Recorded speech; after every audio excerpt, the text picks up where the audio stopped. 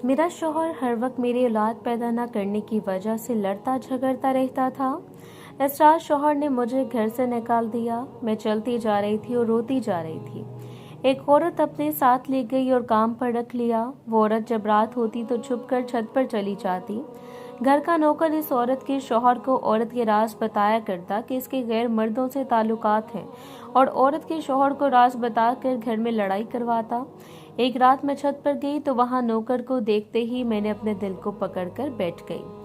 मैं काफी गिड़गिड़ा रही थी, रो रही थी और अपने शौहर से पनाह मांग रही थी वो ये सब ना करे, लेकिन शौहर पर तो वो सब करने का भूत सवार था। वो मुझे धक्के दे रहा था और कह रहा था कि मेरी अब इस घर में कोई जगह नहीं है, अगर मुझे रहना है तो अपने लिए अलग ठिकाना ढूंढना है। मैंने शौहर से इल्तिजा की कि मुझे कुछ वक्त दे, लेकिन नहीं, इसने मेरी एक ना सुनी और मुझे घर से निकालने लगा। मैं काफी बेबस हो गई थी। इस सर्दी की रात में मैं कहाँ जाती। इसको मुझ पर तरस न आया और इसने मुझे घर से बाहर निकालकर घर का दरवाजा बंद कर दिया। मैं दरवाजे पीटती रही और इसे पुकारती रही कि वो मुझे पनाह दे। ये इस घर से इस तरह मुझे निकाला था जो मेरे अब्बू ने मुझे जहेज में दिया था। मेरा नाम फरजाना है, मेरी उम्र 20 साल है।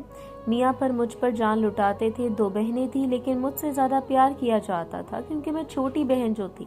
मेरे अब्बू काफ़ी अमीर थे, मैं इनकी चहेती औलाद थी। वो मुझ पर जान निछावर करते थे।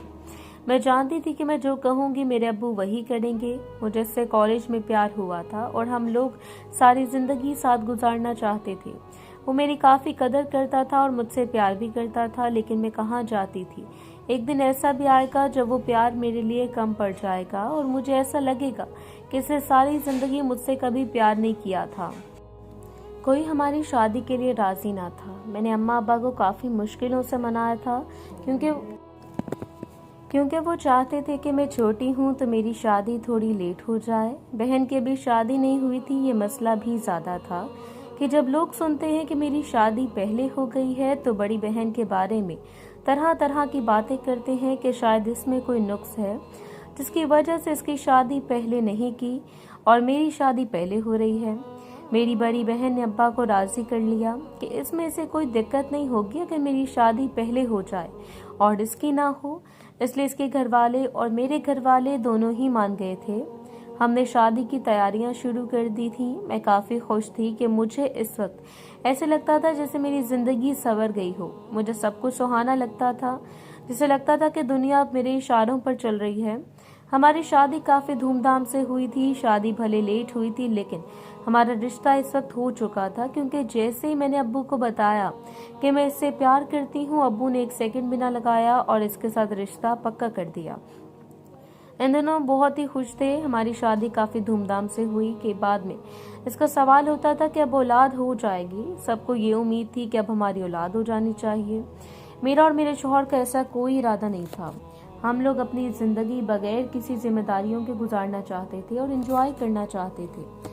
कोई भी मुझसे मिलता था ये कहता था कि औलाद के बारे में क्या ख्याल है, लेकिन मैं टाल देती थी और ये कहती थी कि अल्लाह को जो मंजूर है वही होता है। पहले तो मेरे साथ बहुत अच्छी थी क्योंकि वो चाहती थी कि जिसके बेटे की खुशी होगी वही इसकी खुशी होगी, लेकिन शादी के 2 माह बाद ही सास हंस हंस के मुझे कहती थी कि अब मुझे बच्चे का सोचना चाहिए। पर जब मेरा रिस्पॉन्स ना आया तो सास काफ़ी गुस्सा करने लगी और अब सख्त हो गई थी। इसने अपना असल रूप दिखाना शुरू कर दिया था। सास ने मेरा जीना हराम करके रख दिया था। अचानक एक दिन न जाने इससे क्या हुआ, जब ये कहती कि अगर मेरी औलाद ना हुई तो वो मेरे शौहर की दूसरी शादी कर देंगी। इसने मेरे शौहर के कान भरने शुरू कर दिए। मेरा शौहर अपनी माँ की बातों में आ जाता था और रात को आकर मुझसे यही बात करता था कि अगर मैंने इसे औलाद से ना नवाजा तो वो दूसरी शादी कर लेगा। मुझे हैरानगी होती थी कि न जाने मेरे शौहर को क्या हो गया है। जिंदगी उजड़ गई थी। मैंने काफ़ी कोशिश की, हर जगह जाके मैंने देख लिया, लेकिन एक दिन मेरी सास ने मुझे कहा कि इसे एक हकीम का पता है और मैं अपने शौहर के साथ इसके साथ जैसे ही मैंने इसकी बात मानी और अपने शौहर के साथ इस हकीम के पास गई तो हकीम ने मुझे देखकर ये कह दिया कि मैं कभी भी माँ नहीं बन सकती। मेरे शौहर ने ये बात सुनी तो पहले तो मुझे दिलासा देने लगा, लेकिन आहिस्ता आहिस्ता अपनी माँ की बातों में आ गया और मुझे कहने लगा कि मेरा इसके साथ रहना किसी काम का नहीं है। मैं इसे वो खुशी नहीं दे सकती, मैं कभी माँ नहीं बन सकती, ना ही इसे बाकी दौलत से माला माल कर सकती हूँ। इसके ये अल्फाज मेरे दिल में तीर की तरह चले थे। मैंने कभी भी तसव्वुर नहीं किया था कि वो मुझसे कभी ऐसे भी बात कर सकता है, लेकिन ये सब कुछ हो गया था। आहिस्ता आहिस्ता मेरा शौहर, जिससे मैं प्यार करती थी और जो मुझसे भी प्यार करता था, वो तो बदलने लगा था। ये बदलाव काफ़ी तेज़ी से आ रहा था। मैं भी परेशान हो गई थी। जैसे मैंने ये परेशानी अपने मेके आगे घर वालों को आके बताई तो वो लोग भी बहुत परेशान होने लगे। इस परेशानी का बोझ अब्बा बर्दाश्त न कर सके। मेरे अब्बा इस दुनिया में नहीं रहे, वो खालिक हकीकी से जा मिले थे। बस मेरा वही था जिसमें मैं रहती थी। वो एक मकान अब्बू ने मेरे नाम किया था, लेकिन मेरे शौहर ने मुझे फंसा कर अब वो मकान भी अपने नाम करवा लिया था। अब मेरे शौहर के अलावा मैंने इस दुनिया में कोई नहीं था, लेकिन शौहर रोज मुझे धमकी देता था कि अगर मैंने इससे बाप के ओहदे पर ना नवाजा तो वो मुझे कभी भी साथ रहने नहीं दे सकता। परेशान होने लगी थी, लेकिन एक रात इसने मुझे धक्के देकर अपने घर से निकाल दिया कि वो रात मेरे लिए किसी अजाब से कम ना थी। वो घर अब इसी का था और इस पे मेरा कोई हक नहीं था। मैं पछताती थी कि काश मैंने वो घर इसके नाम न किया होता, लेकिन अब जो होना था वो तो हो चुका था। इस अंधेरी रात में मैं इधर उधर फिरती रही, दर बदर की ठोकरें खाती रही, लेकिन किसी ने मुझे सहारा ना दिया। मेरे पास कुछ नहीं था, मैं खाली हाथ थी। मैं अंधाधुंध भागती जा रही थी। अचानक कि मैं किसी से टकरा गई। देख के नहीं चल सकती, अंधी हो क्या? ये आवाज़ तो किसी औरत की थी। जैसे मैंने इस औरत की आवाज़ सुनी तो मैं जल्दी से इसके पांव पकड़ने लगी, इसको झंझोड़ने लगी। जिससे पहले कि वो मुझसे दूर होती रही, मैंने जल्दी से इसे पकड़ लिया और इसकी मिन्नतें करने लगी। कभी भी ना जान पाई थी कि मैं इससे कितनी भी है बेबस हो सकती हूँ कि किसी के पांव पड़ूंगी, वो मुझे अपने घर ले जाए, मुझे सहारा दे दे, मुझसे कुछ भी करवा ले, मैं कर लूंगी। लेकिन मैं इस जाम में, सर्दी की रात में घर से बाहर नहीं निकल सकती। मुझे रहने के लिए कुछ जगह चाहिए थी। मेरी इस रुदात को सुनकर इस औरत को मुझ पर तरस आने लगा और वो मान गई कि वो मुझे अपने साथ ले जाने के लिए तैयार है। वो औरत मुझे काफी अमीर लग रही थी। जैसे ही मैं इसके साथ इसके घर के सामने खड़ी हुई तो इस घर की इमारत देखकर तो मैं हैरान हो गई। इमारत तो काफी ऊंची थी और वो घर बहुत आलीशान था। मैं घर के अंदर जाने लगी। वो औरत कहने लगी कि मुझे इसकी खास मुलाजमा बनकर रहना होगा, इसके हर हुक्म को मानना होगा, इसकी खिदमत करनी होगी, इसकी वफादार बनकर रहना होगा, इसका हर काम करना होगा, जो कुछ भी घर में चल रहा होगा वो इसे बताना होगा। मैंने भी मान लिया, क्योंकि इसके घर रहना तो बदले में कुछ तो करना था। अब मैं क्या, यही काम था कि मैं इसके घर पर नजर रखती, जो भी चल रहा होता था वो नोट करती थी। और जैसे शाम को औरत घर आती थी तो मैं इसे बताती थी कि आज ये हुआ और ये सब हुआ। औरत शादीशुदा थी। इसका शौहर, जो इस घर का मालिक था, वो भी काफी मसरूफ रहता था, लेकिन औरत और इसके शौहर की कभी भी नहीं बनी। इसकी बहुत लड़ाई होती थी। लड़ाई इतनी ज्यादा हो जाती थी कि कभी कभी तो ऐसा लगता था कि औरत अपने शौहर को नोच लेगी। एक शाम वो औरत जैसे घर से आई तो सीधा ही घर की छत पर जाने लगी। मैं भी हैरान हो गई कि इस औरत को क्या हुआ है। वो शक्ल से बहुत परेशान लग रही थी, लेकिन मेरी हिम्मत ना हुई कि मैं इससे पूछूं कि सब ठीक तो है। मुझे देखा तो कहने लगी कि मैं पानी लेकर इसके पीछे छत पर जाऊं। मैंने उसकी बात मान ली और पानी का ग्लास पकड़कर मैं छत पर चलने लगी। वो औरत जिससे भी बात कर रही है वो काफी रो रही थी और कह रही थी कि वो इसके बगैर नहीं रह सकती। ये सब सुनकर तो मेरे पांव से जमीन निकल गई कि औरत का तो किसी के साथ चक्कर है, लेकिन ये राज की बात मैं किसी को भी नहीं बता सकती थी। पर जैसे मैंने इसे पानी दिया और मैं वापस जाने लगी तो मैंने देखा कि इस घर का नौकर भी मेरे पीछे खड़ा ये सब बातें सुन रहा था। मैंने इस नौकर को ऐसे दिखाया जैसे मैंने इसे देखा ही नहीं और अपने काम में ध्यान देते हुए नीचे आ गई।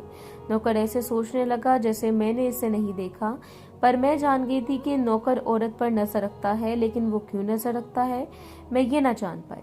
मैं जैसे नीचे गई तो नौकर अब शौहर की तरफ जा रहा था और वो माली को जाकर सब कुछ बता रहा था। मैं जान गई थी कि शौहर अपनी बीवी पर नजर रखता है, लेकिन फिर भी वो कामयाब नहीं हो रहा था, क्योंकि औरत का किसी के साथ चक्कर है। लेकिन फिर मेरे दिल में ये ख्याल आया कि औरत का शौहर इतना अमीर है, इसके पास किसी चीज की कमी नहीं है, तो फिर भी वो क्यों किसी और के साथ बात करती है।